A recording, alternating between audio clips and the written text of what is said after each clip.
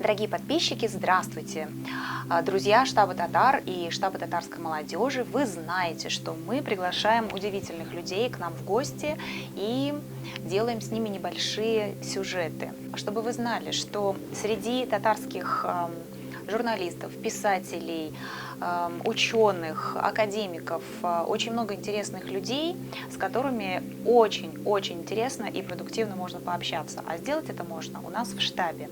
Сегодня у нас в гостях легенда средств массовой информации Российской Федерации, точнее Советского Союза сначала, а теперь Российской Федерации, Хайретдинов Мехдат Абдулхакович. Человек, который стоял у истоков телевидения и начинал свою карьеру, можно сказать, вместе с рождением телевидения в нашей стране. Сегодня мы с ним поговорим об удивительных встречах, об интересных ситуациях, которые с ним случались, ну и вообще познакомимся поближе.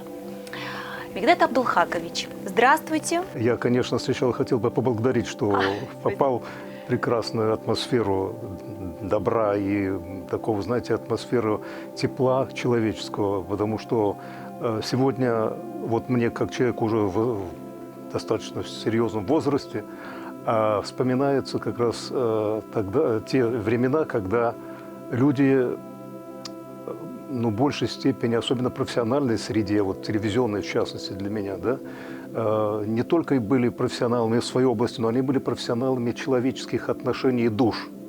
Понимаете, душевность, вот тепла. Я сегодня столкнулся с удовольствием, как бы окунулся в прежние времена, вот попав в эту атмосферу штаба. Я хотел стать военным, потому что я жил в военном доме, генеральском доме, хотя мои родители из рабочей среды, но мы жили, попали в Москве, так сказать. Я родился в Москве в этом доме, поэтому, когда меня, так сказать, вот еще мальчика всегда восхищало вот это послевоенные генералы, действительно были генералы, знаете, которым можно было действительно искренне питать уважение, потому что это генерал, прошедший войну.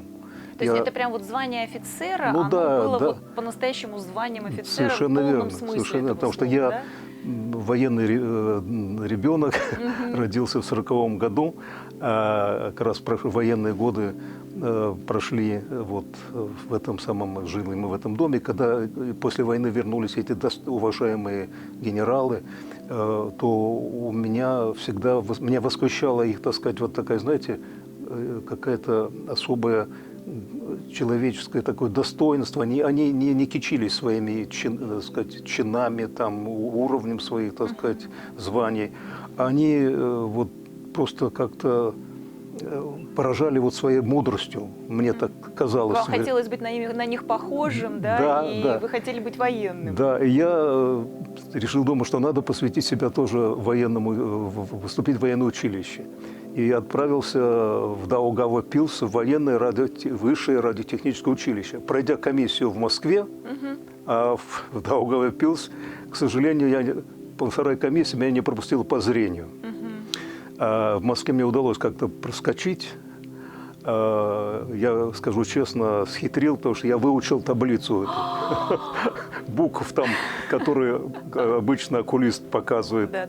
А там, оказалось, уже были не буквы, а вот эти кружки там. Там все было хитрее. Там все было гораздо серьезнее. Вот, но вернувшись в Москву, я, так сказать, оказался вроде как-то расстроенным, и меня встретил на улице вот генерал Иванов, я сейчас вот помню его, уважаемый такой, вот, действительно хороший генерал, такой, знаете, не безразличный к судьбам вот, людей, да, он мне сказал, ну что ты расстроен, как у тебя дела, почему такой расстроен? Он говорит, я не прошел в училище, он говорит, да ничего страшного, пройдешь в следующем году. Я сейчас позвонил своему племяннику, он работает на Шаболовке на телевидении, попробуй поработать там. И связал меня с своим племянником. Его звали Кирилл Ященко, покойный, к сожалению, уже. И я пришел на Шаболовку. И получается, вы начинали работать на телевидении, но практически вот... Ну, я пришел, практически, я занимался, я увлекался радиотехникой, да, конечно, мне было интересно. Я когда попал на Шаболовку, я не ожидал такого вообще мира волшебства, потому что меня сразу привели в студию, а там всего было 2 студии тогда в то время. И там снимали такую детскую передачу, знаете, «Спокойной ночи, малыши». Там, помните, такие были персонажи Шустрик и Мяблик? Вот Шустрика, Мямлика уже не помню, конечно. А вот это было Это было в 50... первое поколение. Да, было в 50-е, 60-е годы. И вот когда я попал в студию, увидел это волшебство, свет фонарей, музыка, звук, движение камер. Я просто был в шоке. Меня так это захватило, что я сразу начал. А работать я начал, конечно, кем я мог. Мне сказали, вот ты будешь помогать оператору. Вот у него от камеры тянется кабель. Он довольно такой массивный кабель, да. Надо, чтобы когда оператор двигает камеру, чтобы под колесо не попало. Будешь его, так сказать, поправлять. Ну, я был готов все, что угодно делать. Поэтому камеры телевизионные раньше, конечно, это были черно-белые телевидения. Камеры весили там порядка 80 килограмм камеры и несколько сот килограмм, 150 штатив. И вот этот оператор, чтобы укрупнить изображение, взять как бы в кадр сначала общий план, потом крупно, он должен был не как сегодня нажимать кнопочку вариообъектива трансфокатора, а должен был двигать камеру. И он, опираясь лбом в камеру, видоискатель делал наезд на объект, который он показывал. И вот кабель не должен был попасть под колесо, иначе он просто потерял бы, так сказать, резкость, там, камера дернулась бы и так далее. Вот я так и начал вот с такой простой работы, а потом мне стали доверять уже через некоторое время вообще настраивать камеру, подстраивать ее, там, помогать операторам, там, ставить оптику и так далее. Потом вот так я втянулся в телевизионный и начал, и поступил сразу учиться на вечерний, так сказать, вуз, в институт связи. Получается, в 1957 году вы пришли на Шаболовку, вы начали работать, да?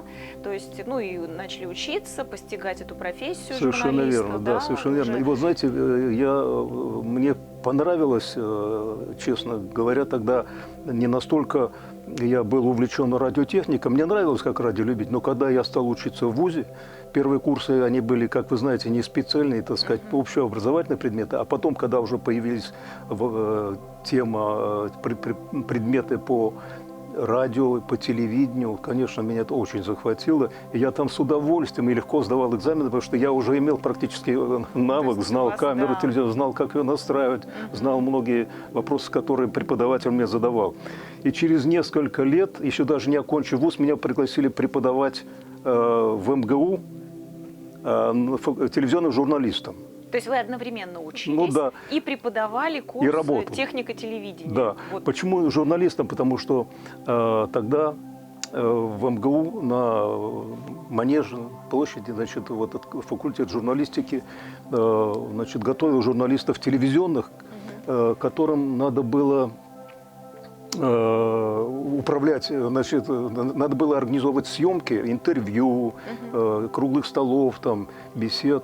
Не зная технологий телевизионной, не зная специфики телевидения, практически это было очень сложно. И поэтому, когда меня пригласили, то меня кто-то порекомендовал, даже не помню кто.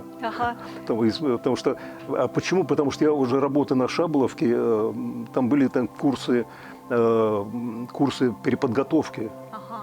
И я там тоже начал читать лекции. Вы вообще же варились вот в этой технике, можно сказать, грубо говоря, варились внутри этого всего процесса. Так вы случайно попали на телевидение, и вы стали экспертом именно вот техники. Получается так, что как-то так. И поэтому в МГУ, когда я пришел, я помню покойного, сейчас помню, декана факультета телевизионной журналистики Багиров был, такой Энвер Гусейнович, я сейчас помню, когда он меня пригласил и говорит, вы знаете, нам надо, чтобы вы можете доступно журналистам, это люди гуманитарии, они в технике ничего не понимают, но они должны работать с техникой, значит, надо найти такой язык, такой подход, такую манеру чтения, чтобы они заинтересовались, почувствовали себя причастными к тому, что потом они будут делать, что они без этого не смогут работать.